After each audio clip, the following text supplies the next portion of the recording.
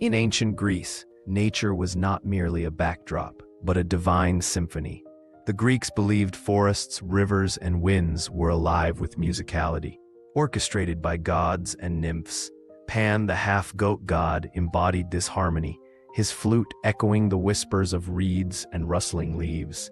This belief reflected their view of nature as both sacred and sentient, where every element had a voice. Statues and texts from 5th century BCE depict this connection, blending spirituality with ecology. Pan, the goat-legged god of shepherds and untamed lands, was both revered and feared. His origins trace back to Arcadia, where he guarded flocks with his panpipes, said to induce panic or euphoria. Myths describe him as the son of Hermes and a nymph, abandoned at birth due to his grotesque form. Yet, his music symbolized nature's untamed beauty.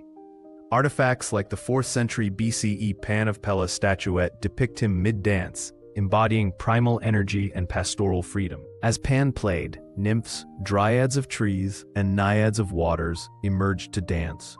These spirits personified nature's vitality, their movements mirroring the rhythm of his flute. Greek pottery, like the Francois vase, shows nymphs circling Pan, their flowing garments echoing river currents. Their dance was not mere revelry, but a ritual, binding human and divine realms. The nymph's presence underscored the Greeks' animistic worldview, where every grove and spring had a guardian spirit. Among the nymphs was Syrinx, a devotee of Artemis who vowed chastity. When Pan pursued her, she fled to the river Ladon, praying for escape. The gods transformed her into hollow reeds, which Pan then fashioned into his flute. This myth, recorded in Ovid's Metamorphoses, symbolizes nature's resistance to conquest. Syrinx's fate reflects the Greeks' understanding of transformation, both tragic and creative, as a fundamental force in the natural world. Cutting 7 reeds of unequal length, Pan bound them with wax to create the first syrinx, or pan flute. This instrument became his voice, blending sorrow for syrinx with the joy of creation. Archaeological finds, such as 3rd century BCE flutes from Cyprus, mimic this design. The flute's uneven pipes produced a haunting scale, mirroring nature's unpredictability. For the Greeks, it was a tool to bridge human emotion and the wild's untamed spirit. As Pan played his flute, the forest grieved. Trees drooped, rivers flowed sluggishly, and nymphs hid in shadows. This melancholy echoed the Greeks' belief in nature's empathy. The Homeric hymn to Pan describes how his music could soothe or startle, reflecting nature's dual temperament.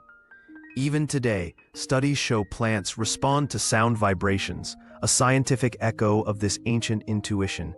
The myth reminds us that nature feels and reacts, a concept centuries ahead of its time. Pan's flute became a cosmic instrument, its notes carried by winds to mortals and gods alike. Shepherds mimicked its tunes, birds sang along, and even Zeus was said to pause to listen. Philosophers like Pythagoras later likened these harmonies to the music of the spheres, a celestial order.